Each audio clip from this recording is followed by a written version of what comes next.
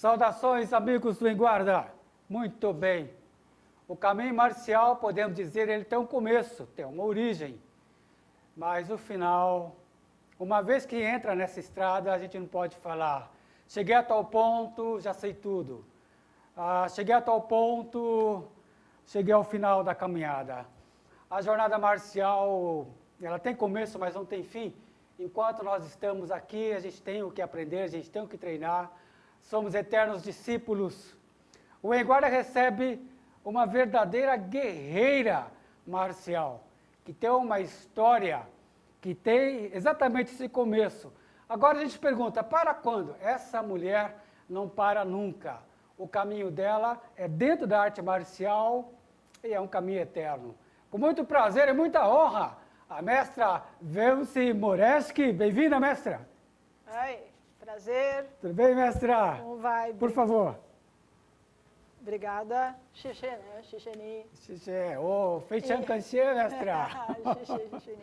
Mestra, amigos em guarda, é assim, a arte marcial se baseia em técnicas de ataque e de defesa, mas nada vale sem o conhecimento. E hoje em guarda traz uma pessoa que fala de técnica, de defesa e de conhecimento. Pelo lado feminino. Melhorou ainda, é ou não é? A visão feminina da arte marcial, feminina. né? E muito obrigada pela oportunidade, prazer em conhecê-lo. Estamos nos conhecendo hoje aqui, né? É isso, eu estava investigando ele, porque eu falei, nossa, nós estamos há tantas décadas, né? Na mesma estrada, e hoje foi o dia do encontro. E aqui no Em Guarda. Isso. Né? Isso é o moshiroi, como diriam os chineses, é muito interessante. Isso. Mas então, Márcio, essa trajetória da arte marcial, né, na verdade, é minha prioridade. Né? Então, eu faço tudo em função da arte marcial. Mas eu busco a supremacia da arte marcial. Sim. Então, significa que eu faço tudo em função de, mas eu jamais abri mão do caminho por qualquer outro motivo, seja ele qual fosse. E nessa minha jornada, que é o lado feminino, né? Então eu vou me aproveitar um amigo, que ele era metade chinês, metade japonês. Opa! E ele me conheceu e ele falou, você quer me ensinar arte marcial? Né? Eu falei assim, ele queria aprender o Xingyi Chuan, Xingyi, né? Que é o boxe do pensamento, que foi criado pelo patriarca, o general Yue Fei. Então, o general, né, que segurou, né, a invasão da China por 12 anos, ele é o patriarca do Xingyi, e é a minha arte marcial que me dá toda a sustentação. Então, toda a minha marcialidade passou a ter um significado. É uma arte marcial interna? Sim. Interna? Ela é 100% interna. Então, é a arte flexível dos tendões. Então, aí entra o lado feminino. Então, como eu falo o lado feminino, então eu digo assim, é uma arte que predominantemente pela fisiologia dela, ela é muito mais para a anatomia da mulher, né, do feminino, do que para a anatomia do homem, do masculino, porque ela é uma arte mais para felina, né, do que para a musculatura de um tigre, por exemplo, né, que são animais de força, né, força de tração animal. E de peso, e o Xingyi Chuan é uma arte de força interna e de ligamentos, flexibilidade, articulação, que isso é uma coisa intrínseca à natureza da mulher. Então, talvez por isso eu tenha me dado tão bem com o Xingyi quando eu adentrei por esse caminho. E não pensa que eu entrei por amor à arte, tá? Não foi por amor à arte. Mestre, deixa eu interromper. Interrompa! Antes de você falar desse início do primeiro passo na caminhada, eu vou pedir para você olhar ali para acompanhar um vídeo comigo. Tá, vamos lá.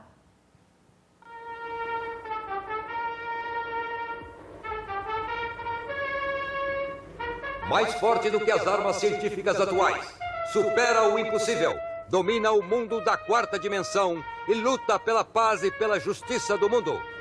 Nacional Kid.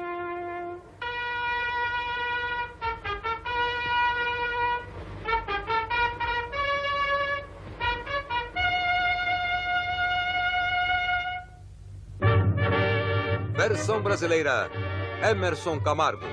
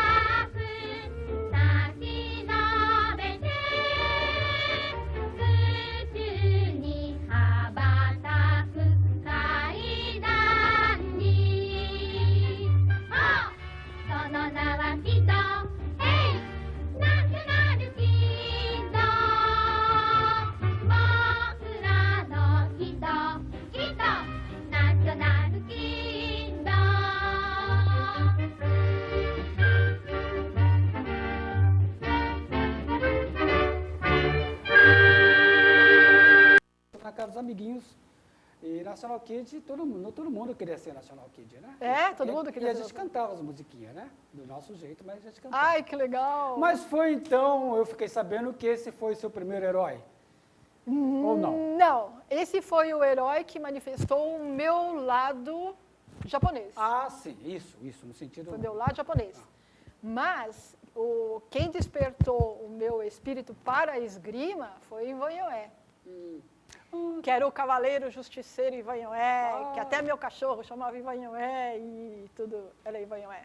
Aí, Então foi lá que eu vi a luta da espada, a forma como o Roger Moore se apresentava como Ivanhoé. Então tudo aquilo para mim era algo assim que não era algo que eu assistia, mas era algo que eu fazia uma empatia, né? Tanto que eu sonhei que eu era Ivanhoé. Eu cheguei a sonhar e isso me deu crises existenciais, porque sonhar com ele é uma coisa, sonhar que é ele é outra. Opa! E aí verdade. eu digo, por que eu sonhei que eu era ele, entende? Porque essa minha simbiose com a esgrima é uma coisa muito intrínseca em mim. Na verdade,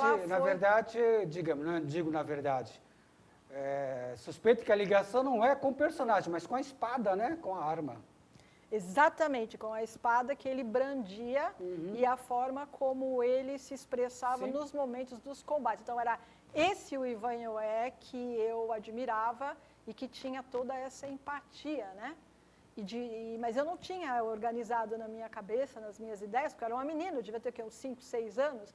Então era uma coisa que eu sabia, mas eu não tinha consciência o suficiente para poder lidar com aquilo. E criança também não está muito preocupada se você está lidando. Aquilo é legal, gostei e pronto.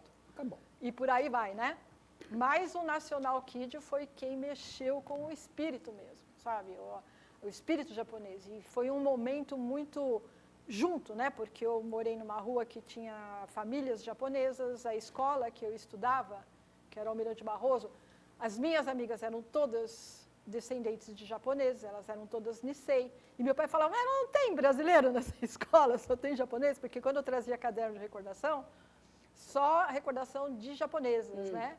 E era uma coisa muito forte, eu via a forma como elas se portavam, as canetas que elas traziam.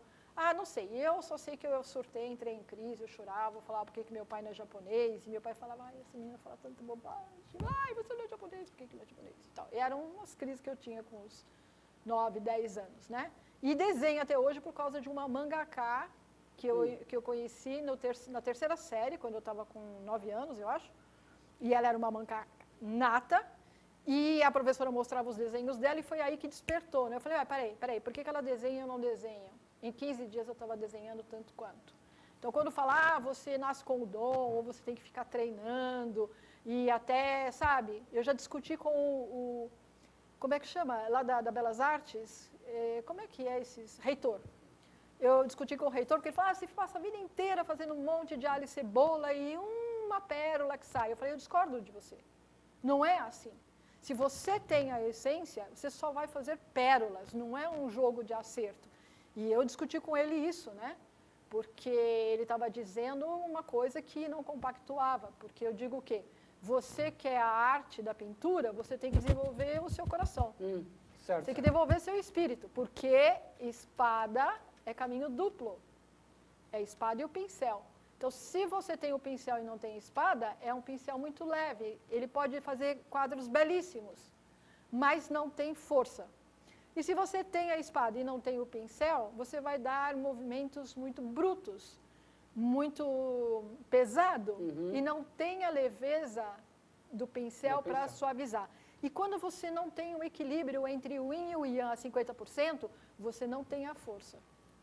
O movimento da arte marcial, ela tem que ter essa combinação. É o caminho do meio, como você falou. O caminho do meio, quando você funde o yin com o yang, você encontra a força. O caminho do meio, nós estávamos conversando antes de iniciarmos a gravação, e eu disse para a mestra, a gente nunca se conheceu nessa jornada. E eu disse, eu me lembrei, né, ontem estava pensando, me lembrei do caminho do meio, que é uma doutrina, digamos, da linha budista, e está numa margem de um rio, você está navegando pelo centro, pelo meio, entre as margens. E a visão panorâmica é a partir do centro, não é isso? A partir do centro, você pode tudo. Pode tudo. Isso é arte marcial. Né? A esgrima chinesa, ela é a manifestação do que nós estamos falando. Mas, mestra, você tem muito da cultura chinesa, muito da cultura japonesa. Sim.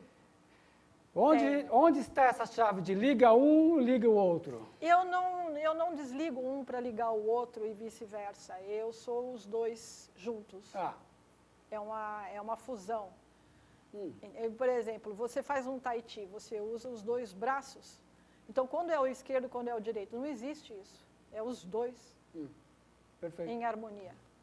Então, a arte japonesa, ela tem uma beleza e uma riqueza, e a arte chinesa tem uma riqueza e uma beleza que você só vai entender o que é essa força e essa beleza quando você entender os dois. Falando em entender, mestra, as pessoas praticam nas academias, praticam com seus mestres, muitos se formam, passam a dar aula, e você, com tanto conhecimento e tanta experiência, e vendo esse nossa arte marcial, seja karatê, seja kung fu, seja jiu-jitsu, arte marcial, como está essa conciliação da prática com o conhecimento hoje? As pessoas estão preocupadas em saber o que estão fazendo? Olha, eu vou te dizer uma coisa, eu tenho vários grupos no Face, né?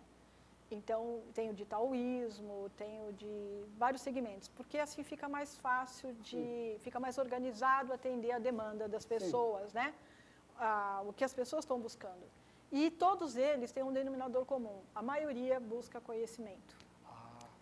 Eu quero conhecimento, eu quero conhecimento, eu quero conhecimento, eu quero conhecimento. Aí eu digo assim, para que serve conhecimento se você estiver numa UTI?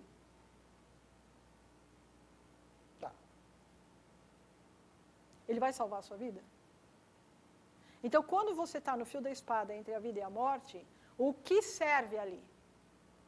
É isso que você tem que buscar. Porque o conhecimento, ele é bom para a mente. A mente fica muito bem nutrida. Mas se ele não se transforma em ação correta, é conhecimento, é cultura, não é sabedoria. E tal é sabedoria, não é conhecimento. Eu gosto de taoísmo. Você gosta de taoísmo? Mas eu observo que as pessoas gostam muito do que elas pensam que o taoísmo é. Mas quando você diz assim, olha, taoísmo é isto, aí parece que ou se desinteressa ou acha que não é isso.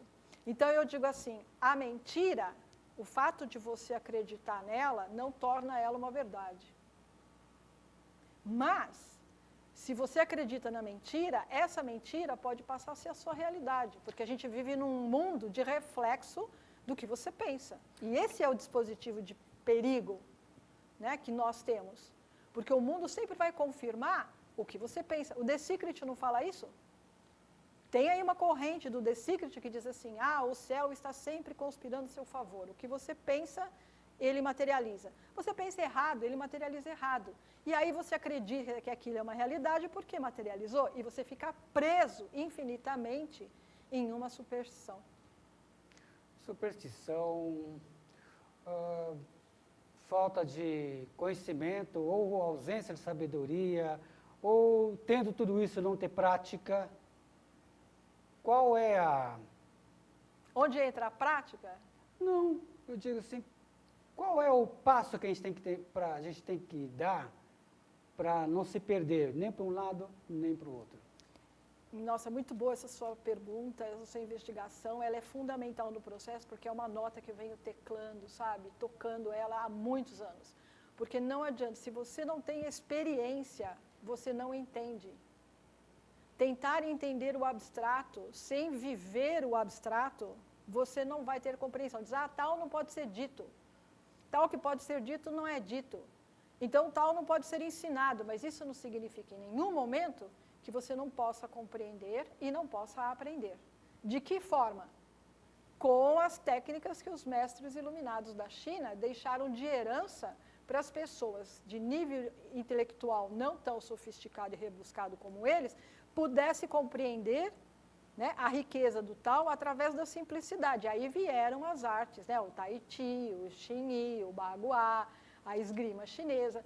Todos esses caminhos vêm para, através da sua experiência, você entender o que não pode ser dito e o que não pode ser ensinado, mas pode ser compreendido, tá?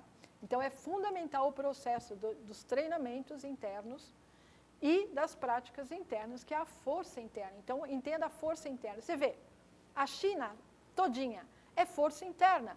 O general Yue Fei, o que ele era? Força interna, ou seja, eles nunca deixam o inimigo entrar. Eles vencem o inimigo fora. Por isso, o general deixava as pessoas fora dos limites da China. O vírus, o coronavírus, foi a mesma coisa. Eles não deixam o vírus entrar para combater ele aqui dentro. Ele não deixa ele entrar. Entendeu? O inimigo tem que ficar fora. Isso é força interna. Estava me lembrando do ideograma do nome moderno da China, que é Zhongguo, né? Zhongguo, então, o Zhong é um quadradinho, é um retângulo com um corte, né? Uma linha transversal. Isso. Que é o centro. É isso. Você está falando de centro, até hoje Centro. ele traz isso no Império do Centro. até hoje ele traz isso no ideograma. Mas essa é a essência do Tao. A China antiga, ela foi todinha, né, fundamentada no Tao. Então, o imperador era a força imóvel, que nunca saía de lá, mas fazia a China inteira rodar. E isso é a moeda, né? É a moeda chinesa que tem aquele quadrado. E os japoneses têm o Goen, que é um círculo redondo. Aqui, o círculo redondo do Goen, né? Mas na China é um centro quadrado, que representa o império do centro, que é o Tao. Então, o centro imóvel faz a roda girar. A carroça funciona assim. Esse é o princípio uno que faz tudo existir a partir daí. China, império do centro. Diz que se você olha via satélite, você vê que aonde era a terra, né, do imperador, o palácio lá, o centro, o império do centro, é um quadrado perfeito. A gente está falando começa a falar muito do Tao, que veio do taoísmo, que é uma, digamos, não vou dizer que é uma ciência filosófica, né? Mas é uma sabedoria ancestral, não é verdade? De base. O taoísmo, acredito que é o berço de quase tudo, não é não? Você tem certeza que você quer que eu responda isso? Sério? Que tal, pessoal em guarda? Estamos com a mestra, ela pode dizer. Porque, tá bom. Então, eu vou falar e cada um guarda como acha e o quanto, tá? Eu sou, no meu mundo, no meu universo, né, onde eu estou orbitando, então eu sou a ponte entre a China e os brasileiros, tá? No meu universo que eu estou orbitando. Por quê? Porque eu tenho entendimento dos dois mundos. Por uma questão de canalização espiritual. E a outra por ter nascido aqui. Então, eu sei, por experiência, o que é ser, né, uma caucasiana. Eu sei o que é ter um corpo espanhol e italiano. Eu sei. Porque quando eu pego a esgrima e faço a esgrima, eu sinto o corpo. Ele não é um corpo asiático. E todo o meu trabalho nessas décadas todas é justamente mudar a configuração do meu corpo para um corpo que possa veicular a esgrima na íntegra. Não porque eu não possa fazer isso, mas porque se eu fizer, o corpo não vai aguentar. Eu até posso dar um golpe, mas depois o que vai acontecer ali, né? Oremos. Então, quando eu digo para os meus alunos, ou seja lá onde eu estiver falando sobre, eu digo assim, os chineses sabem como funciona o jogo neste mundo. Eles entendem como funciona, eles conhecem a regra, eles conhecem para quê, para onde, eles sabem tudo. Então, Deus se revelou para eles. Ah, mas e Jesus e Gautama? Isso é uma outra história, tá? Podemos até linkar tudo isso, mas no momento estamos falando da canalização chinesa, tá? Isso que é importante. Então, tá. Então, eles são humanos que receberam e sabem como é o jogo nesse mundo. E fizeram essas codificações através do entendimento deles, da linguagem deles, que é o mandarim, a caligrafia. Então, é Tao, é Tai Chi Chuan, mas eu poderia falar caminho, eu poderia falar arte marcial, né? Do equilíbrio entre a força positiva e negativa. Eu falei em português, mas parece que não tem a mesma força e a mesma nota, né? Do que se eu falar Tai Chi Chuan ou Tao, né? Mas, se você esquecer a codificação chinesa e for pegar a essência, não, é a essência da nossa realidade. Não muda absolutamente nada.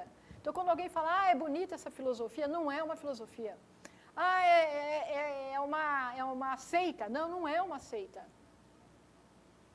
É um conhecimento? Pode ser um conhecimento no primeiro momento. Mas se você caminhar com sinceridade, ele deixa de ser um conhecimento para ser uma revelação. Que foi o que Gautama recebeu sozinho, né, depois de 40 dias. Foi o que Jesus também entendeu depois de 40 dias no deserto. Nós estamos vivendo uma quarentena e eu estou escrevendo sobre quarentenas. Então, existem quarentenas na história da humanidade. Então, você tem que olhar Deus por cima e a Terra como um tabuleiro. E pegar a linha do tempo e ver como Deus falou com o homem, né? Então, numa primeira fase, ele mandou o quê? Os disciplinadores, Moisés, Confúcio, Mêncios. Depois ele mandou os mestres, Gautama, Jesus, entendeu? E hoje nós estamos formados, porque nós já sabemos como viver em sociedade, pelos mestres, Moisés, Confúcio. Nós já sabemos para que estamos aqui, através de Gautama, através de Jesus. Então, o que nós temos que fazer hoje? Realizar. E nós estávamos realizando? Não, não estávamos. Então, o que o tal, né, vamos falar Deus, fez? Ele fez um stop. Ele parou a humanidade. Ele parou a humanidade a primeira vez em 40 dias com água e lavou tudo. Ele parou a humanidade uma segunda vez com fogo e purificou tudo. E depois, hoje, onde nós estávamos? Então, ele parou o mundo com o ar. O ar parou. Através do ar, ele está purificando. Por quê? Você não aceita a regra, você não respeita as normas, então você vai ser recolhido. Olha o que eu estou dizendo, é pesado? Eu estou fazendo uma leitura, porque está muito claro, fique em casa. Entendeu? Fique em casa. Se sair, use máscara. Hoje eu estava vindo para cá e vi o segurança do metrô, com a maior paciência, mantendo a distância de um senhor de uns 50 anos que se recusava a pôr máscara para entrar no metrô. Eu vi crianças andando pela rua sem máscara, os pais com máscara e as crianças sem máscara, botando a mão na boca. Pessoas que usam máscara cobrindo a boca. Então, isso é tal. Porque ele está dizendo o que para você? Ou você aceita a regra, você fica em casa e entende o porquê você está aqui e para quê e o que tem que ser feito, ou você não tem alternativa. Porque o inimigo que está lá fora é letal, ele não está dando. Mas, veja bem, pensa, Márcio, muito melhor que um dilúvio, que foi só uma família dentro de uma arca. muito melhor do que o fogo, que o mundo inteiro explodiu e caiu na cabeça de todo mundo, você não tinha onde ficar. Era bomba caindo toda hora, era tiro toda hora, gente morta o tempo todo. Hoje nós podemos ficar em casa, nós temos internet, podemos conversar com o outro, temos boa comida, temos casas confortáveis. Ah, mas você está falando isso de uma elite. Não, eu estou falando de gente que vive bem. Né? Se você mora numa caverna e você vive bem, a sua casa é muito boa. Miyamoto Musashi passou uma boa parte numa caverna. O Tamo, né, que é o Bodhidharma, passou 9 anos numa caverna. Então, onde você está é o que você é. Mestra, esse estar tem tudo a ver com o que nós conversamos, porque estamos aqui, estamos na arte marcial. Sim. E o absorver conhecimento estando no caminho, seria esse uma das ferramentas para a gente... Eu sou suspeita para falar, Márcio, porque onde eu estou, na montanha, eu vai falar, mas isso já falaram várias vezes para mim, isso é bom para você. Eu falei, como sabe que é bom para mim? Qual é a sua diferença entre você e eu?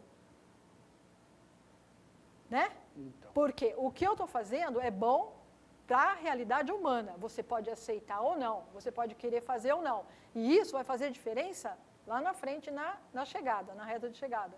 Tá? Mas eu, de onde eu estava quando eu comecei, para poder estar aqui na sua frente hoje conversando, eu sei que se não fosse por esse caminho, eu não estaria nesse mundo há mais de 30 anos. Olha aí. Há mais de 40 anos eu não estaria mais nesse mundo. Então foi a marcialidade, foi a disciplina que me resgatou, né, de um final muito triste e muito prematuro. Certo. Tá? Porque aos 25 anos eu literalmente eu fali. Né? Eu fali fisicamente, eu fali moralmente, eu fali tudo. A única coisa que eu tinha ao meu favor naquele momento era o livre-arbítrio para escolher. E eu escolhi continuar. Falei, enquanto eu puder escolher, eu escolho continuar. Para onde você vai? Não sei. Eu só sei que aqui eu não vou ficar. Mas para onde você vai? Não sei, mas eu sei que nessa direção onde todo mundo vai e que eu estava também não me interessa. Só o fato de eu ter convergido para o oposto, já não estou indo para lá, já está bom. Já tem a experiência que... Já está bom. Porque aquele caminho não me levou a lugar nenhum. Então tá. Porque eu achava que era porque eu não tinha dinheiro. Eu achava que eu não tinha realização profissional.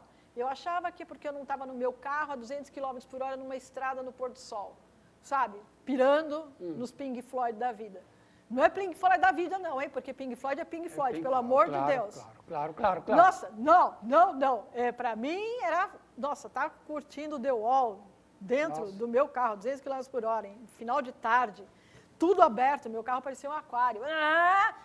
O carro tremia, ele não aguentava a velocidade. E dentro não soltou 1 milímetro.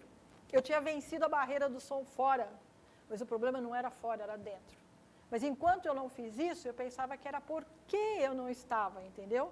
Mas aí eu vi que, como solta Mestra, dentro? você falou assim, nós estamos, não sei se você chegou lá, falou, vocês têm 2 minutos apenas. E tem 2 minutos apenas. Tanta coisa para conversar. Eu quero que a mestra mostre alguma coisa, pode ser da arma? Sim. A espada chinesa eu trouxe 2. Sim. Tá? Então vamos lá, em 2 minutos, 2 espadas. Essa espada é a espada historiadora da China. Então é ela que é o espírito da China. Se você não.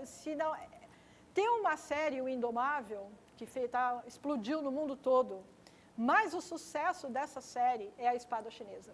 Se não tem a espada chinesa, essa série não existe. A espada chinesa. Então apresenta para nós, por favor, mestra. E aqui nós temos a espada chinesa, que é a espada gêmea. Tá? Linda. Então vamos lá. Primeiro vamos para a espada gêmea, que é a espada Bagua. Então a espada Bagua, ela já quis se mostrar logo de imediato, que é 2, tá vendo? Mas na verdade, você olha e você vê uma espada. Tá vendo? Você vê uma espada. Né? Então você entra e você tem uma espada. Mas quando você desembanha, são duas. E aí, Musashi, o que ele fez? Por que vamos lutar com uma espada e uma embanhada se temos duas?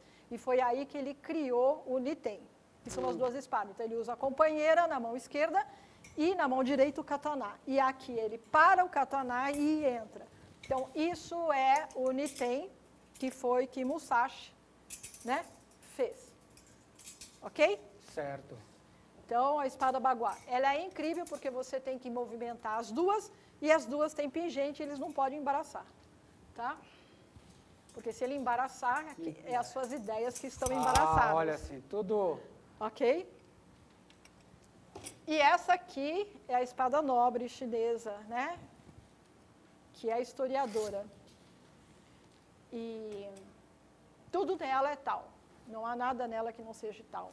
Então, é uma espada, né? Que tudo nela... Já me perguntaram, tem para homem?